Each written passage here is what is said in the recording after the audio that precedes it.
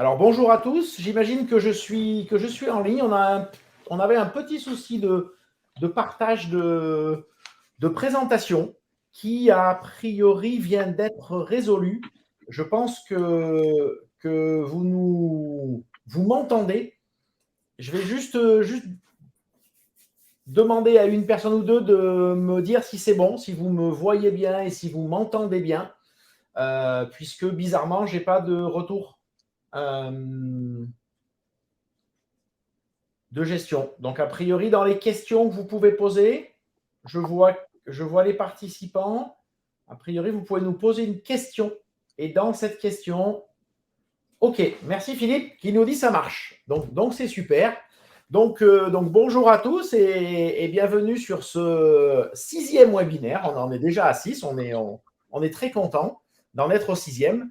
Ce 6e qui s'intitule « Pourquoi former vos collaborateurs à l'éco-conduite quand ils conduisent des véhicules dits propres, c'est-à-dire hybrides, hybrides rechargeables ou électriques ». Donc, l'idée, c'est effectivement de voir avec vous les bonnes raisons qui font que même pour ces personnes-là, il faut les former. Je vais demander à Laurent de descendre un petit peu dans les pages, s'il te plaît.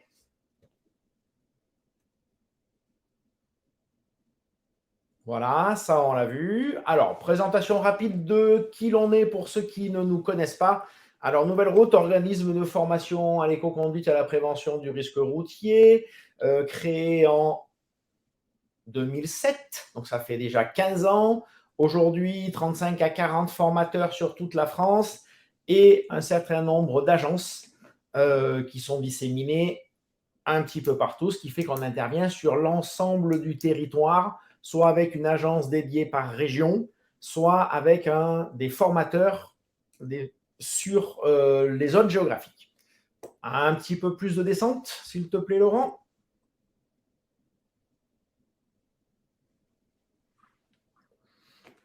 Alors, ben voilà, je vous parlais de Laurent. Donc, moi, je m'appelle Olivier Duvert. Je suis le créateur et le responsable de Nouvelle Route.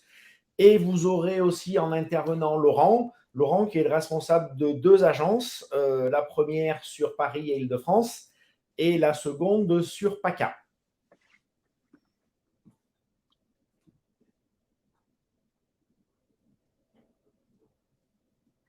Alors, le sommaire de ce que l'on va voir ensemble aujourd'hui. Donc, ce qu'est l'éco-conduite en tant que telle. Ensuite, les notions sur véhicules hybrides, qu'ils soient hybrides simples ou hybrides rechargeables. La même chose sur véhicules électriques. Et ensuite, une conclusion sur ce webinaire. Décidément, la technique n'est pas avec nous aujourd'hui. Voilà, ça y est, je retrouve mon sommaire. Alors, pourquoi on fait ce webinaire? D'abord, effectivement, pour contrer une première idée reçue. La première idée reçue, c'est que beaucoup de gens pensent que en prenant un véhicule dit propre, du coup, ils n'ont plus besoin d'adapter ou de faire évoluer leur conduite pour polluer et consommer moins. Eh bien, malheureusement, ce n'est pas le cas. Et dans pas mal de cas de figure, c'est même le contraire qui se passe. Avec d'abord un premier constat, c'est-à-dire qu'il y a énormément d'appréhension pour ce type de véhicule, que ce soit des hybrides rechargeables ou non, ou des voitures électriques. On a des craintes qui sont des craintes d'autonomie, la peur de tomber en panne sèche, voilà, des craintes de confort de conduite. Est-ce que je pourrais mettre le chauffage, ce type de choses. On ne parle pas de la longueur de la rallonge, bien évidemment. Des craintes par rapport aux notions de recharge. Quand je suis sur un véhicule 100% électrique, est-ce que je pourrais recharger mon véhicule ou comment ça sera pratique? Est-ce que j'ai tous les câbles qu'il me faut? Comment ça fonctionne? Beaucoup de questions par rapport à ça. Et aussi, une question de base qui est est-ce que le véhicule que je vais choisir est adapté à mon activité, est adapté au trajet que je fais et aux besoins que j'ai au niveau rapidité de recharge. On ne se pose pas la question quand on roule avec un véhicule essence. On sait qu'on va pouvoir faire le plein. Avec ce type de véhicule-là, il y a plus de crainte sur comment je vais pouvoir faire le plein.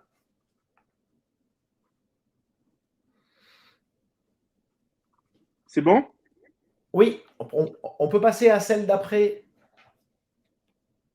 Et après, je passerai le relais donc à Laurent. Alors, on va tout de suite parler des véhicules hybrides, qu'ils soient rechargeables ou non rechargeables. PHEV voilà, étant rechargeable, MHEV étant non rechargeable. Il y a un constat qui est vraiment alarmant, qui mesure que 80% de ces véhicules-là n'ont jamais vu une prise électrique. Les gens ont un véhicule rechargeable et pourtant ne le rechargent pas. Ne le rechargent pas par flemme ou par méconnaissance. C'est-à-dire que 20% de ces gens-là ne savaient même pas que leur véhicule se rechargeait, pouvait être branché sur une prise électrique. Et on a ce même constat sur les véhicules non rechargeables, c'est-à-dire que les gens ne modifient pas leur conduite en utilisant ce type de véhicule. Donc, on a une augmentation de la consommation puisque le véhicule est beaucoup plus lourd. Et là, la conduite doit être adaptée pour répondre à cette notion d'économie d'énergie et d'utilisation au mieux de l'électricité. Là, je vais passer la parole à Laurent, qui va rentrer dans le détail de qu'est-ce qui techniquement fait qu'il faut former les gens, donc vous montrer par A plus B cette nécessité. Bonjour à tous. Comme Olivier l'a dit tout à l'heure, je suis Laurent Capillon. Je suis le directeur des deux régions Paris-Île-de-France et de toute la région PACA. En plus de ces activités chez Nouvelle Route de formation à ces nouveaux véhicules et à l'éco-conduite et au risque routier, j'ai un passé autour des véhicules électriques qui est assez intéressant. Depuis 2010, je travaille autour de tout ce qui est les véhicules électriques. J'ai plus de 400 000 km en véhicules électriques, toutes marques confondues. Et j'ai commencé ces activités en installant des bornes avec les syndicats d'énergie, vous savez, les premières bornes que l'on a vues sur l'ensemble du territoire France, qui n'étaient pas encore sur les très très grands axes routiers. Et donc, en 2010, de 2010 à 2016, quand on roulait et quand on traversait la France, comme je l'ai fait plusieurs fois en véhicule électrique, c'était pas aussi simple qu'aujourd'hui, même si aujourd'hui, beaucoup de personnes disent que c'est très, très compliqué. Alors, je vous explique pas en 2010 ce qu'ils auraient dû s'ils avaient essayé ce type de véhicule. Voilà. Donc, je connais bien l'ensemble de ces véhicules, les innovations qui ont été apportées autour de ça. Et puis, écoutez, on est là pour essayer de mettre à profit et partager ces expériences de ceux qu'on appelait les pionniers des véhicules propres. Voilà. Donc, pour commencer, il y a plusieurs types de véhicules, comme l'a dit Olivier. Il y a les véhicules hybrides qu'on a tous connus à un moment ou à un autre. Vous savez, les fameuses Toyota qui ont été mis, qui sont des véhicules avec une petite batterie, un petit moteur électrique et un gros moteur thermique tel qu'on le connaissait. Euh, Comment est-ce qu'il fonctionnait? Il fonctionnait d'une manière très très simple. Vous aviez une petite batterie qui se rechargeait quand on décélérait.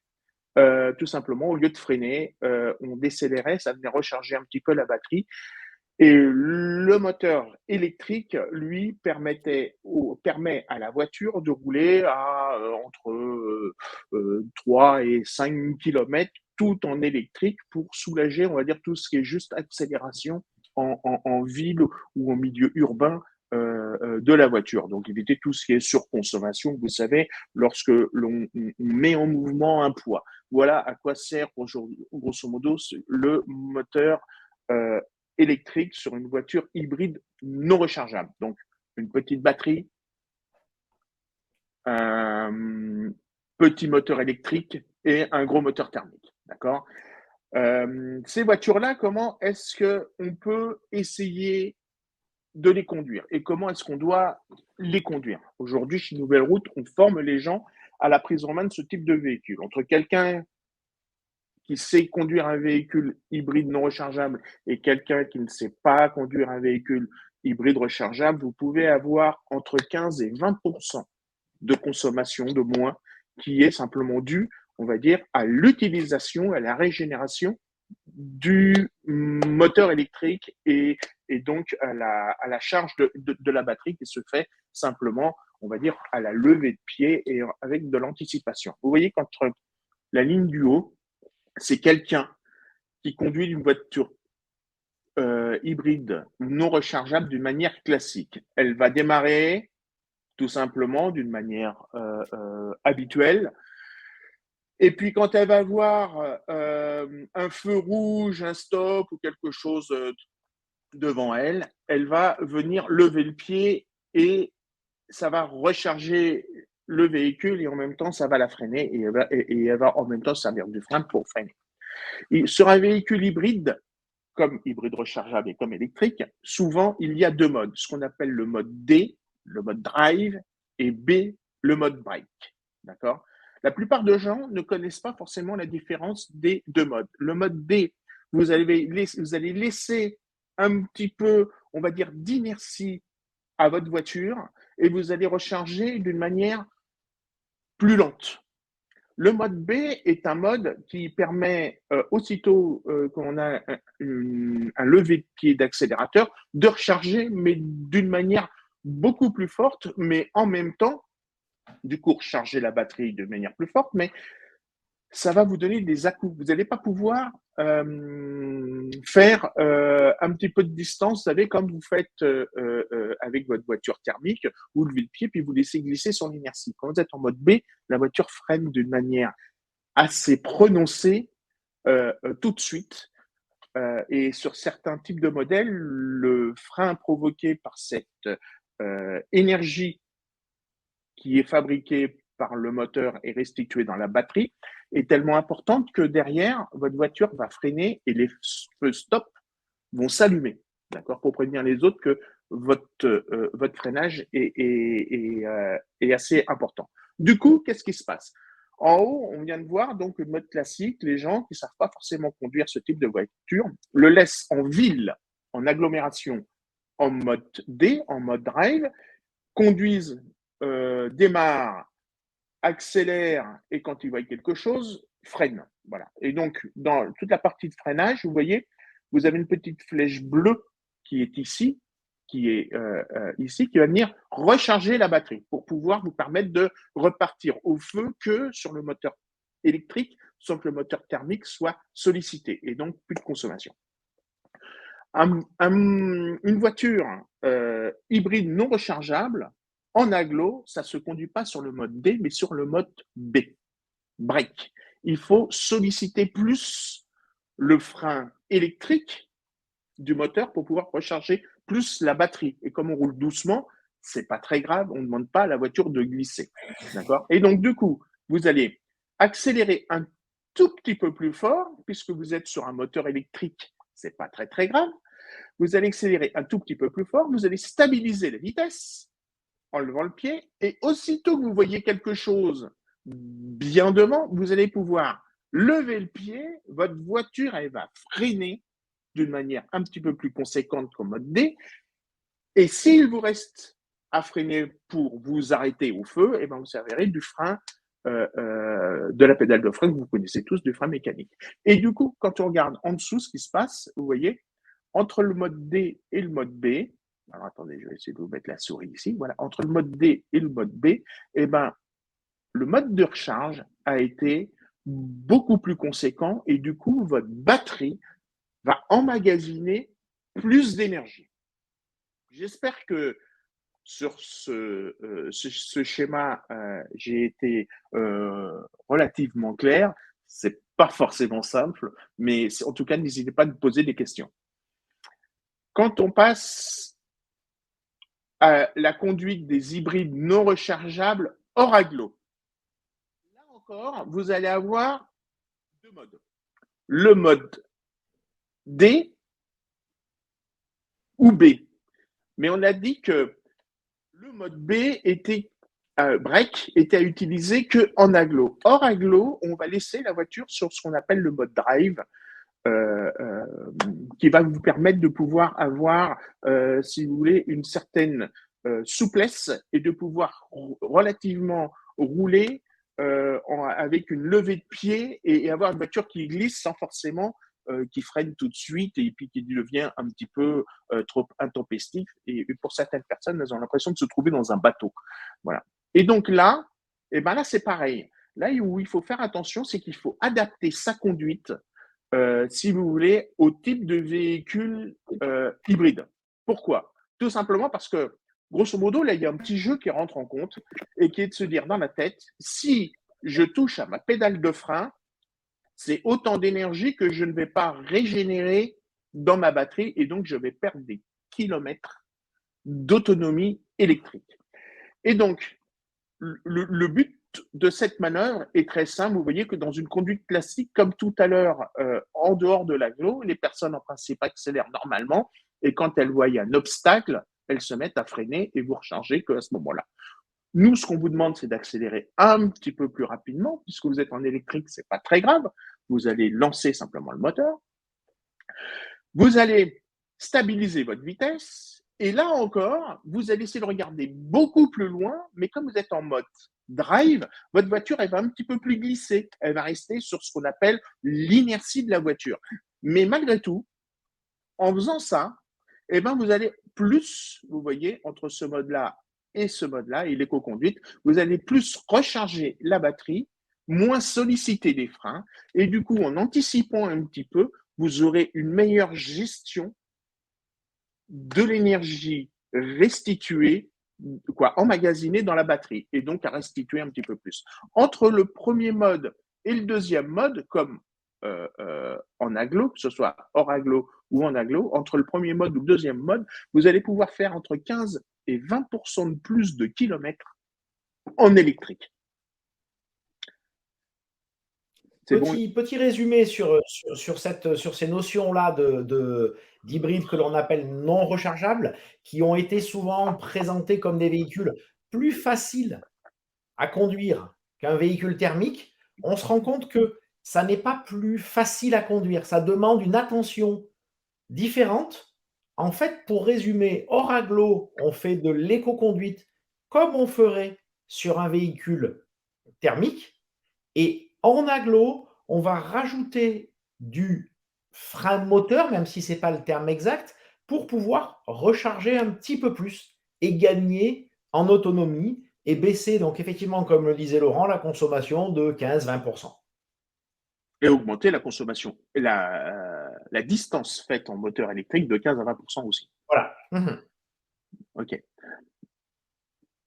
L'éco-conduite sur les hybrides rechargeables. Tout d'abord, comme tu l'as dit tout à l'heure, Olivier, les hybrides rechargeables sont des voitures hybrides avec une option en plus qui est que la batterie, vous allez pouvoir aussi la recharger chez vous ou sur une borne de ville ou dans un garage public sur une prise électrique. L'avantage de ça, c'est qu'une voiture hybride, on va pouvoir faire entre 3 et 5 km en tout électrique, d'accord, batterie pleine. Une voiture hybride rechargeable, on va pouvoir monter à plus de 50 km en tout électrique, d'accord. Donc vous avez, comme tout à l'heure, un moteur thermique relativement conséquent, une gestion pour tout ce qui est recharge de la batterie, que ce soit au lever de pied comme sur l'hybride simple qu'on a vu tout à l'heure, ou que ce soit sur une prise de courant, comme on va le voir maintenant sur ces voitures qui peuvent se recharger, donc comme on dit, et on va avoir un moteur électrique un petit peu plus puissant que les hybrides simples et une batterie beaucoup plus conséquente, d'accord, que sur les hybrides simples. Moralité, vous avez une voiture qui est un petit peu plus lourde et dans laquelle il y a des fois moins de place, mais qui rend d'autres types de services. D'accord? Vous allez, comme je vous disais tout à l'heure, pouvoir faire jusqu'à 50 ou 60 km en tout électrique tout le temps. Ces véhicules, ils se conduisent comment? Comme tout à l'heure, le PEHV, le plug-in hybride, d'accord, qu'on peut aussi appeler PHEV, pardon, ça s'appelle plug-in hybride, d'accord. En aglo, ils se conduisent comment? Eh ben, comme tout à l'heure, vous avez deux modes. Vous avez deux modes de conduite. Un mode D et un mode B. En mode classique, les gens le laissent en mode D parce que c'est plus simple d'être toujours en train de changer les modes de régénération. Mais en mode classique, comme pour un véhicule thermique, les gens en principe conduisent partent de zéro en conduisant normalement et ensuite lèvent le pied pour freiner la voiture et en même temps freinent. En mode D, d'accord,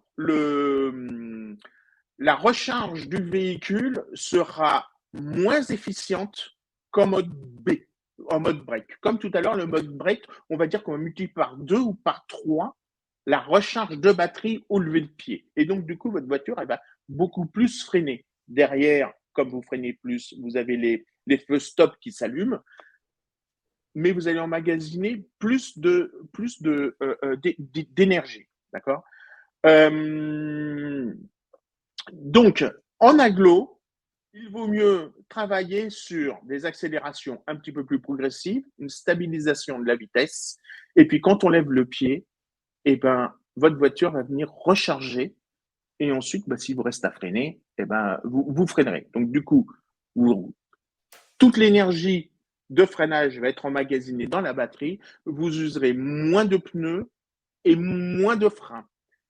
Et comme vous êtes en agglomération, le but du jeu, c'est de rouler en agglomération, en tout électrique, sans que le moteur thermique se mette en marche.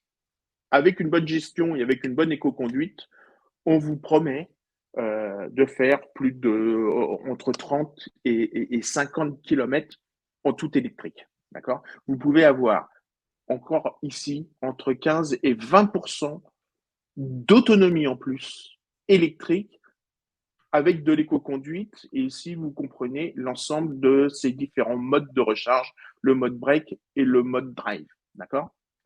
Quand on passe hors agglo, encore, eh ben vous avez le choix entre les deux modes. Mais il y a d'autres choix aussi auxquels il faut faire attention. Si vous faites attention donc à la conduite, encore une fois, il faut faire attention à ne pas accélérer en mode classique et ensuite freiner avec le frein mécanique, mais laisser la voiture pouvoir régénérer et freiner toute seule. Du coup, il vous faut anticiper.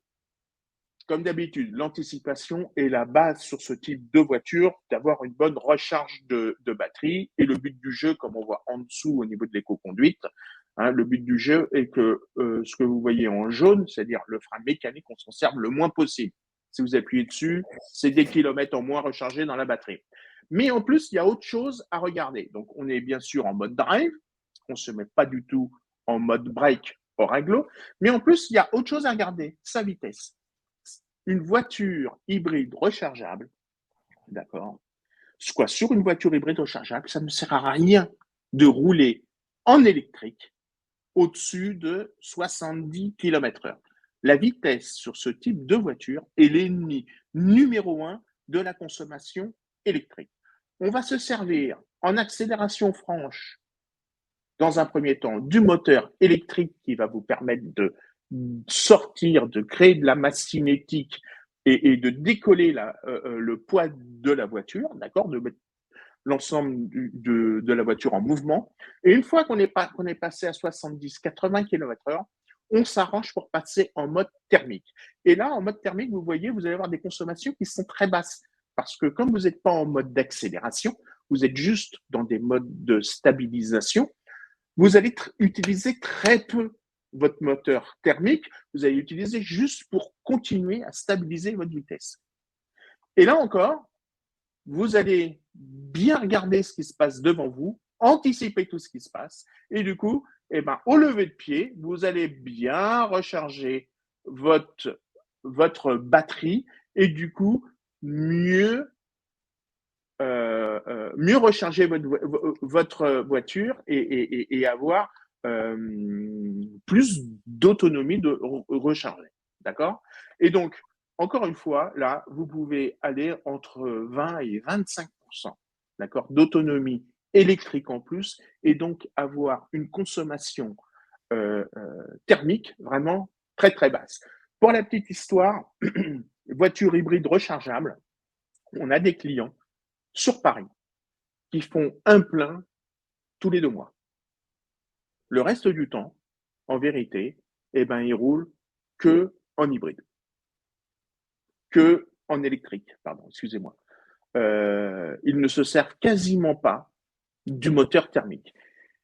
Ils font leur trajet chez eux, travail, ils arrivent au travail, ils rechargent un petit peu leur batterie sur une prise, ils repartent, travaillent chez eux, tout ce qui est les trajets pendulaires, ils le font en électrique.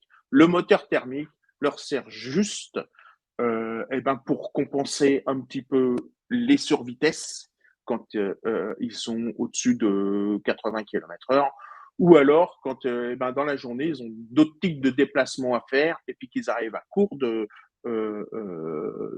la batterie. Et à partir de ce moment-là, le moteur thermique, il roule dessus.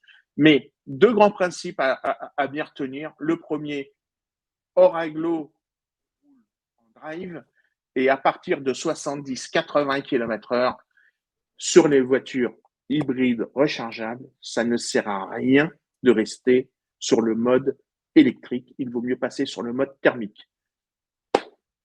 Olivier, tu as quelque chose à rajouter? Que l'on va retrouver sur ces véhicules-là, effectivement, par rapport aux véhicules, aux hybrides non rechargeables. C'est-à-dire qu'on va adapter sa conduite à la situation de route que l'on rencontre, de trajet que l'on fait, pour effectivement, à des moments, peut-être préserver sa charge électrique, c'est-à-dire, comme le disait Laurent, au-dessus de 70 km/h, préserver la charge de sa batterie pour pouvoir ensuite, dans les moments où l'électrique sera beaucoup plus intéressant au niveau consommation, avoir suffisamment de charge de batterie. Ça veut dire que, aussi, un autre élément qui est intéressant, c'est qu'en agglomération, on peut, sur ces véhicules-là, forcer le fait que la voiture reste uniquement en électrique et ne passe pas en thermique. Tout à fait. Ça veut dire aussi que quand on prévoit, quand on anticipe son trajet et qu'avec l'arrivée des nouvelles zones 30 km/h. limitées, voilà, on va pouvoir charger au maximum sa batterie électrique, la préserver pour pouvoir rouler en ville, en ZFE, uniquement sur l'électrique. C'est une logique d'anticipation plus importante que quand on roule aujourd'hui avec un véhicule thermique classique, qu'il soit essence ou diesel. Très bien. On va passer au troisième type de véhicule dont on peut parler, qui sont les véhicules électriques. Alors, sur les véhicules électriques, effectivement, comme tu disais tout à l'heure, la voiture électrique a fait peur à plusieurs niveaux. Le premier, l'autonomie. Quand on roule, on se dit, est-ce que je vais bien réussir à faire ce qui est affiché sur le véhicule? Comme les véhicules, on a oublié d'en parler, hybrides et hybrides rechargeables, les véhicules électriques sont exclusivement des boîtes automatiques, il n'y a pas de boîte manuelle, d'accord? On se dit, panne sèche, je ne peux pas aller dans une station-service qui a à tous les coins de la rue, mais si je tombe en panne sèche, comment je fais pour continuer à faire mon trajet? Et puis, comme il n'y a pas de station-service, comment est-ce que je fais pour, en dehors de mon domicile ou de mon lieu de travail, pour recharger mon véhicule? C'est effectivement des questions qu'il faut se poser, auxquelles il y a des réponses. Et nous, lors des formations, on aide les gens à bien comprendre l'ensemble de cet écosystème. Et du coup, ils ne posent plus ces questions-là et ils vont beaucoup plus loin. Pour la petite histoire, mais on le verra, vous le verrez un petit peu plus tard. On va mettre en ligne un petit film que l'on a fait, où en vérité, entre l'autonomie affichée sur la voiture et quand on fait un petit peu d'éco-conduite, qu'on fait attention à sa conduite, tout en suivant le flux des véhicules, on a fait un petit film où on dépasse largement l'autonomie affichée par le véhicule en roulant dans le trafic à des vitesses comme tout le monde, hein, vitesse autorisée. Et ben, l'autonomie que l'on a au départ affichée, on peut, en appliquant quelques méthodes simples, on peut l'augmenter de plus de 50 000 km. Donc, vous voyez, l'autonomie, plutôt qu'en avoir peur, on peut essayer de jouer avec et l'augmenter. Le véhicule électrique, qu'est-ce que c'est? Le véhicule électrique, vous n'avez plus de moteur thermique. Vous n'avez qu'un moteur électrique dessus. Vous avez un ordinateur de gestion de contrôle, une très très grosse batterie, d'accord, et une prise de courant, une prise de charge qui va vous permettre ou de recharger chez vous ou de recharger sur les bornes que vous avez à droite et à gauche au niveau de tout ce qui est les syndicats d'énergie, les stations-service, les magasins que vous connaissez. Et ces bornes peuvent avoir différentes puissances qui vont vous permettre de recharger en plus ou moins de temps votre véhicule. D'accord ? Lorsqu'on fait les formations, on explique aux gens la différence entre les bornes charge lente, accélérée, les charges rapides. Et ensuite, on explique aussi pourquoi, d'une voiture à une autre sur un type de borne, on n'a pas forcément la même vitesse de charge. Voilà. Donc, vous avez une prise pour pouvoir capter le courant, stocker dans la batterie, et ensuite un ordinateur de gestion et de contrôle pour pouvoir, suivant votre mode de conduite et d'accélération, envoyer le courant dans le moteur ou que changer votre moteur en génératrice pour que lui aussi, au lever de pied, puisse recharger la batterie comme un véhicule hybride ou un véhicule hybride rechargeable. D'accord ? Donc, en votre manière de conduire, vous êtes capable de recharger ou pas votre véhicule et d'augmenter vos kilométrages. Voilà. On a parlé du premier truc, c'est les 7 étapes, l'itinérance. Quand vous roulez et que vous êtes en dehors de chez vous, pour rouler. Alors, il y a différentes façons de faire. Avant tout, la première des choses, il faut préparer son itinérance, d'accord ? Si on va loin, il faut regarder où je vais pouvoir recharger mon véhicule. Donc, vous avez différents types d'applications qui sont là et qui vont vous permettre de trouver des stations de recharge. Ça, c'est la première des choses. La deuxième des choses, pour ces stations de recharge, alors attendez, excusez-moi juste une seconde.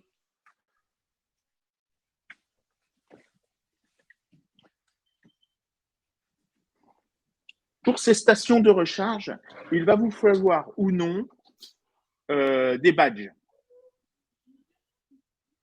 Il va vous falloir des badges pour pouvoir déverrouiller la prise. Alors aujourd'hui, vous avez ou besoin de badges ou alors besoin du paiement direct par carte bleue. Il y a beaucoup plus de bornes et d'installations sur l'ensemble du territoire France qui prennent la carte bleue aujourd'hui, ce qui n'était pas forcément le cas à l'époque, dans les années 2015 jusqu'à 2015 ou 2016.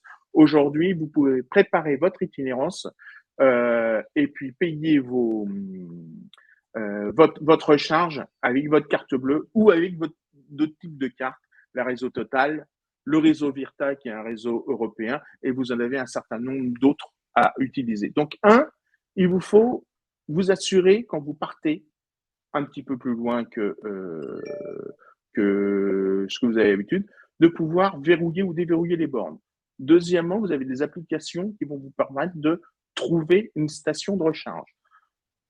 Demain, on va pouvoir réserver des bornes. Aujourd'hui, c'est compliqué, mais demain, on va pouvoir le faire pour être sûr, quand on arrive, que la borne elle soit libre pour nous.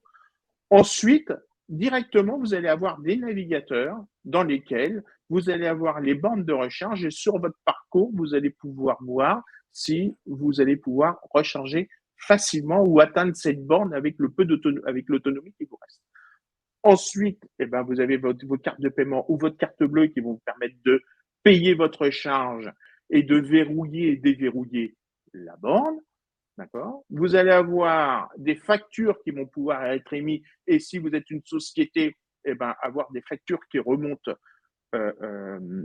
au niveau de votre société qui seront suivant les types de modes de paiement ou en prépaiement ou en post-paiement, donc que vous paierez après, d'accord. Et puis vous allez pouvoir traverser l'Europe en ayant accès à tout un tas de bornes qui ne sont pas forcément uniquement un seul réseau à chercher. Vous allez pouvoir demain faire ce qu'on appelle de l'itinérance en véhicule électrique et pouvoir, grosso modo, vous recharger dans 90% des bornes qui sont sur le long des routes avec une seule carte de recharge sans avoir, comme on avait jusque dans les années 2020, 50 ou 60 cartes différentes parce que chaque réseau de bornes était indépendant et donc pour chaque réseau de bornes, il fallait une carte différente. Aujourd'hui, il y a ce qu'on appelle de l'itinérance et vous êtes capable de traverser la France, voire de l'Europe, avec qu'une seule carte, voire même que la carte bleue, comme je vous disais. Les réseaux de bornes sur les routes françaises.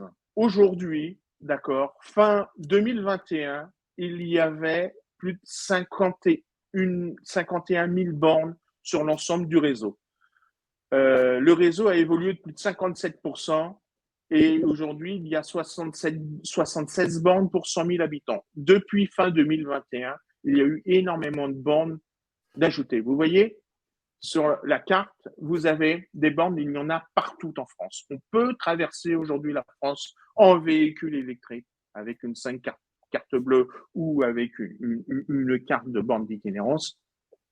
On peut traverser la France en véhicule électrique sans se poser de questions et en ayant sûr d'avoir tous les 200 ou 300 km suivant l'autonomie de votre voiture, d'accord, un point de recharge pour pouvoir recharger votre véhicule. D'accord. N'hésitez pas tout à l'heure à nous poser des questions si vous voulez. L'éco-conduite en véhicule électrique.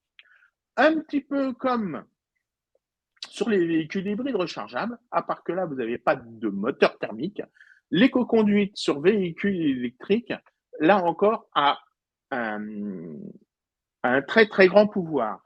Le pouvoir est simple. Le pouvoir est de vous permettre de faire 25% d'autonomie en plus que si vous ne faites pas d'éco-conduite. Entre quelqu'un qui sait conduire et quelqu'un qui ne sait pas conduire un véhicule électrique, vous pouvez avoir 25% d'autonomie en plus. Vous voyez? Donc, en conduite classique, les gens qui conduisent un véhicule électrique, la plupart du temps, ils le conduisent comme un véhicule thermique. Ils accélèrent et quand ils voient quelque chose, ils freinent. Voilà. Un véhicule électrique, il faut savoir accélérer un petit peu plus franchement pour vraiment décoller la masse cinétique. Et là, c'est encore plus important que sur un véhicule thermique parce que les pics de consommation n'ont rien à voir. Et donc, vous allez accélérer un petit peu plus franchement pour décoller la masse cinétique. Ensuite, juste stabiliser votre vitesse et vraiment lever le pied, d'accord? Lever le pied bien en amont pour pouvoir recharger le véhicule. Là encore, pour 90% des véhicules, il y a deux modes de recharge. Le mode D, quand on conduit en dehors de la ville, et le mode B pour quand on conduit en ville, en agglomération. D'accord? La différence de ces deux modes, là encore, est la puissance de recharge et la puissance de freinage. Donc, Petite précision par rapport à l'utilisation de ces modes D et ce mode B.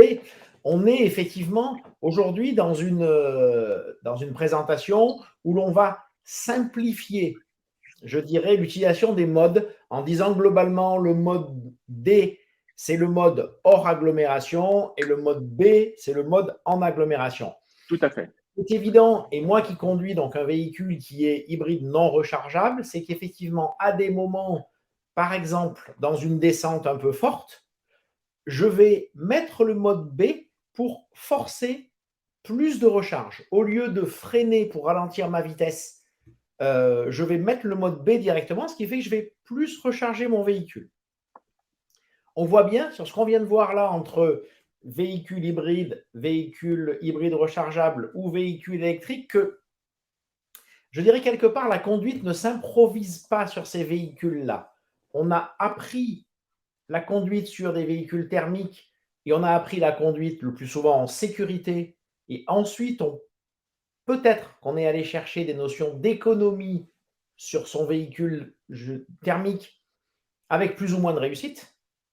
On voit que sur ces nouveaux véhicules-là, hybrides ou électriques, c'est un petit peu plus complexe. C'est un petit peu plus complexe, mais les peurs qui sont avec ces modes ces énergies-là, les peurs ne sont pas forcément fondées tout le temps. On a aujourd'hui énormément de réponses. Par exemple, Laurent parlait des bornes pour les véhicules électriques. On a un réseau de bornes qui se déploie de plus en plus, mais on a surtout des rapidités de charge qui sont beaucoup plus importantes. Sur un véhicule électrique un petit peu important, Laurent roule en Tesla par exemple, la recharge à 80% se fait en 20 minutes.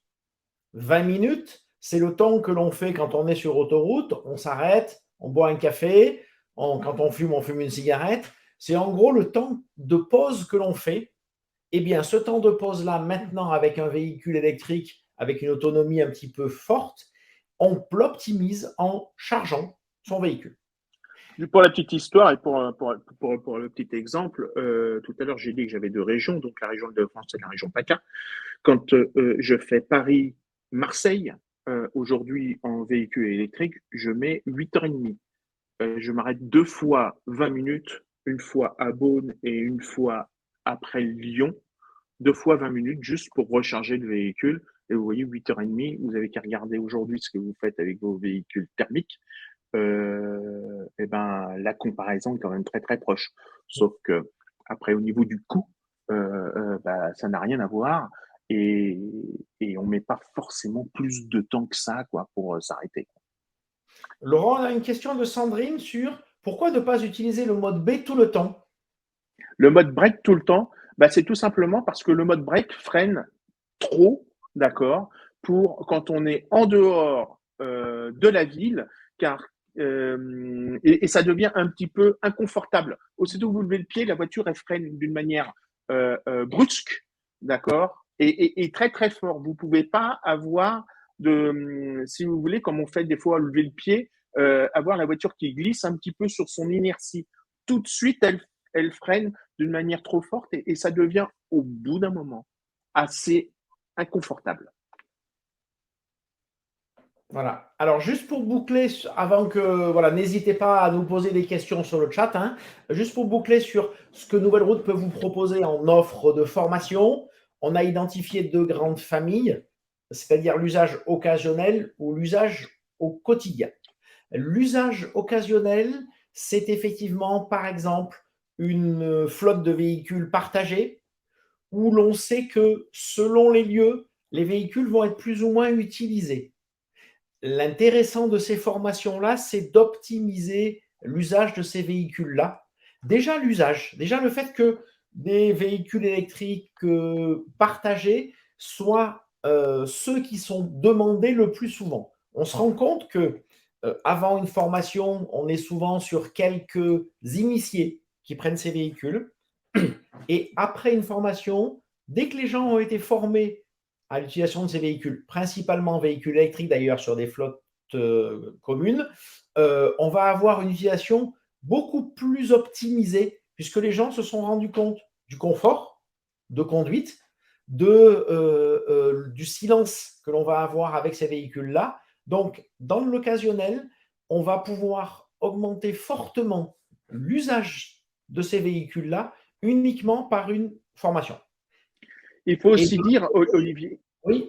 Olivier, il faut aussi dire qu'aujourd'hui, avec la loi climat qui est sortie, pour tout ce qui est les collectivités ou les sociétés qui mettent des véhicules hybrides rechargeables ou électriques à disposition du personnel, des formations sont obligatoires sur l'usage au quotidien de ce type de véhicule.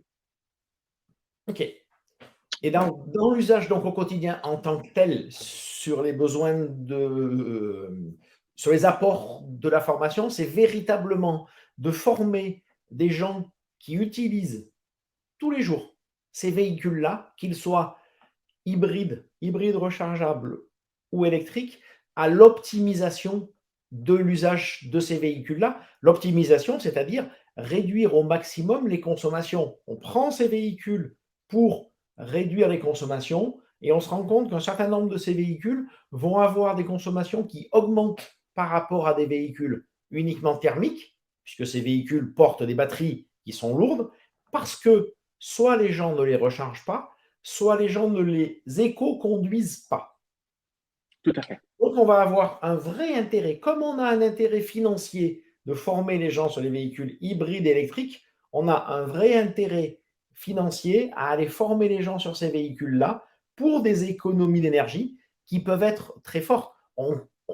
On a pu constater dans certaines structures des consommations qui explosent sur des véhicules hybrides rechargeables parce que les gens ne les rechargent pas et du coup emportent avec eux 400 kg de batterie en plus tout le temps. On a aussi une question, Laurent, sur… alors, on va essayer de gagner du temps aussi, donc des réponses courtes. Est-ce qu'il y a des aides d'achat sur les véhicules électriques en flotte d'entreprise? Pardon, peux-tu répéter la question? Il y a une coupure. Ah oui, problème de qualité de réseau. Est-ce qu'il y a des aides à l'achat pour les véhicules électriques dans des flottes d'entreprises? Alors, c'est même mieux que ça. Oui, il y a des aides à l'achat, des aides à l'achat, mais en plus, il y a aussi des avantages fiscaux.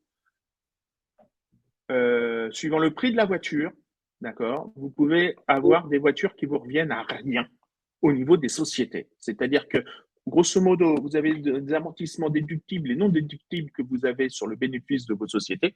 Quand vous prenez un véhicule thermique, vous pouvez déduire jusqu'à 9 000 euros, d'accord, sur les amortissements déductibles. Un véhicule électrique, vous montez à 30 000 euros, d'accord. Et qui dit véhicule électrique dit batterie. Pour peu que la batterie soit écrite, et c'est ce qu'on demande aujourd'hui à tous les gens qu'on aide chez Nouvelle Route pour passer aux véhicules électriques, pour peu que la batterie soit écrite sur le bon de commande et sur la facture, la batterie, elle devient un amortissement déductible longue durée comme un ordinateur ou quelque chose comme ça. Et donc, vous pouvez l'amortir sur 5 ans. Et donc, vous allez pouvoir l'amortir en plus des 30 000 euros du véhicule et en récupérant la TVA.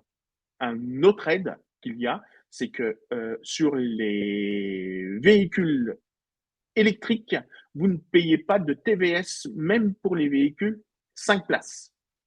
Voilà. Ensuite, en fonction du niveau d'achat de vos véhicules, du niveau du prix de vos véhicules, vous pouvez avoir jusqu'à 6 000 euros d'aide. Et en fonction des régions dans lesquelles vous habitez, il peut y avoir la région qui met aussi la main à la poche et vous apporte, je crois que c'est sur la région de Marseille, aujourd'hui, les sociétés peuvent avoir jusqu'à 5 000 euros en plus. En Île-de-France, vous pouvez avoir jusqu'à 4 000 euros en plus en fonction de vos résultats de l'année dernière. Voilà, il y a des aides à aller chercher à droite et à gauche. Mais oui, il y a des aides, mais surtout des grosses déductions fiscales à faire autour de ces types de véhicules. Encore une fois, on est là pour vous aider. Olivier? D'autres questions? Je questionne sur les questions. Donc, est-ce que d'autres personnes veulent avoir des compléments d'informations par rapport à ce qui vient d'être dit? Est-ce que j'étais clair au niveau des aides? Oui, juste un point de détail où tu n'as pas forcément été clair. Le prix de la batterie doit être différencié sur la facture du prix Oui, du véhicule. Au tout lieu à fait. d'avoir un budget global de allez, 45 000 euros pour ce véhicule plus sa batterie, on va avoir 35 000 euros de véhicule et 10 000 euros de batterie. C'est là où on peut avoir la récupération de la TVA sur la batterie et l'amortissement plus long. Voilà. Et ça marche sur les LLD ou les LOA, donc les locations longue durée ou les locations avec option d'achat aussi. Christian qui nous demande si on va publier ce matériel. C'est-à-dire, Christian, quand vous parlez de matériel, ce sont les informations que l'on vient de vous donner sur l'avantage fiscal par rapport à la notion électrique.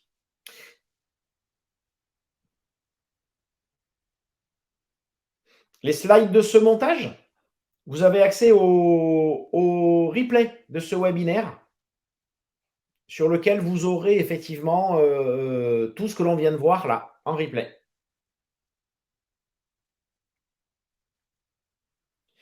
Je pensais à une autre précision. Oui, je pensais à une autre précision par rapport au. C'est vrai qu'on parle aussi des choses qui sont en train d'arriver, qui sont les ZFE, avec cette obligation qui va arriver de plus en plus dans les grandes villes, et on n'est pas que sur Paris, hein, Lyon, Grenoble, Bordeaux, ainsi de suite. On va être obligé de rentrer dans ces agglos dans quelques années uniquement en mode électrique. Cette obligation-là va faire que si les professionnels qui arrivent en périphérie n'ont pas de véhicules adaptés, ils vont être obligés de rentrer dans ces villes avec les transports en commun. Mais si en même temps, on donne ces véhicules adaptés à des gens qui ne font pas attention à leur conduite et à leur consommation, le surcoût va être très important. D'où l'intérêt de former les gens à qui l'on remet ces véhicules-là pour qu'ils puissent optimiser leur usage, et d'où l'intérêt de former en amont pour que les gens utilisent au maximum ces véhicules-là et aient envie aussi d'en conduire un au quotidien. Aujourd'hui, ce qu'il faut comprendre, c'est que ce type de véhicule, si vous changez d'un véhicule thermique pour un véhicule électrique ou hybride rechargeable ou même hybride, un pour un comme ça, malheureusement, l'expérience nous fait dire que ça ne fonctionne pas. D'accord. Vos collaborateurs lèveront que des points négatifs. Il faut essayer de former, alors, suivant la taille de la flotte ou des personnes, ou alors former des ambassadeurs chez vous quand vous avez des nombres de personnes qui sont beaucoup plus importantes, former des ambassadeurs, d'accord, à l'ensemble de ces nouvelles technologies, d'accord, pour vraiment les rassurer et qu'ils aillent vraiment plus loin. Pour la petite histoire, certaines grosses collectivités nous ont fait confiance, on les a formés et aujourd'hui, ils sont passés de 5 véhicules à 70 véhicules électriques. Et aujourd'hui, les gens, si les véhicules électriques ne sont pas disponibles, ils préfèrent repousser leur réunion plutôt que prendre un véhicule thermique pour se déplacer. Ça, c'est la première des choses. Et la deuxième des choses, on leur a prouvé que pour un véhicule qui a 150 km d'autonomie, parce que c'est vraiment des petits véhicules qu'ils avaient chez eux, on leur a fait faire un road trip avec sur 155 km et ils ont réussi à le faire et ils se sont dit au début jamais on y parviendra et ce véhicule électrique n'est pas du tout adapté à notre besoin. Et quand on a fini la formation, ils nous ont dit que non seulement le véhicule était totalement adapté à leurs besoins et qu'en plus, ils allaient réellement faire de l'ambassadeur pour dire aux autres gens, eh ben, nous, on l'a fait, donc essaye de faire plus et de revenir encore avec plus de batterie que nous. Donc, il y a vraiment une émulation autour de ça et c'est vraiment quelque chose de marrant parce que beaucoup de personnes s'y prennent au jeu et comme c'est nouveau, et ben, veulent vraiment aller plus loin et voir un petit peu se challenger entre eux. Voilà. Bon, bah, écoute, Laurent, je crois qu'on a fait le tour. On n'a plus de questions. Il ne me reste plus qu'à vous remercier pour votre participation. Et Et n'hésitez pas à revenir vers nous si vous avez des questions complémentaires par rapport à ces sujets-là. On est à votre écoute. Une dernière remarque de Philippe. Effectivement, véhicules électriques sont nécessaires dans certains appels d'offres ou des renouvellements de flotte avec des pourcentages de véhicules électriques et avec aussi des formations à l'usage de ces véhicules-là. Il faut savoir qu'en fonction des années, oui, effectivement, des années et du pourcentage de renouvellement de la flotte, pour tout ce qui est état public, et ben, c'est tout ce qui est les 50% de votre renouvellement de flotte, et ça va passer à 70%, doit être électrique. D'accord. Et pour les sociétés, eh ben, aujourd'hui, on est à 20% de renouvellement de la flotte. On va passer à 30% très bientôt. Ensuite, il va y avoir 40% en 2025 et 70%, si je ne me trompe pas, d'ici 2030. Donc, on parle ici de renouvellement de flotte. Voilà. Et des obligations de la loi LOM Qui sont sur ça, qui sont laquelle nous celles-ci. avons fait un webinaire que vous pouvez retrouver en replay sur notre site, qui doit être le numéro 3 ou le numéro 4, qui parle effectivement de ces contraintes-là, sachant que cette loi a évolué, donc les pourcentages sont à vérifier. Ceux de Laurent sont certainement plus justes de ceux que l'on a donnés sur notre webinaire en fonction de la date où on l'a fait. Je crois qu'il y a eu une évolution depuis. Voilà. Mais je crois qu'on les avait mises à jour, Olivier. D'accord, on a été très bon alors. On était très bon pour une fois. Merci à tous. Merci. Et à très bientôt. À très bientôt. Au revoir.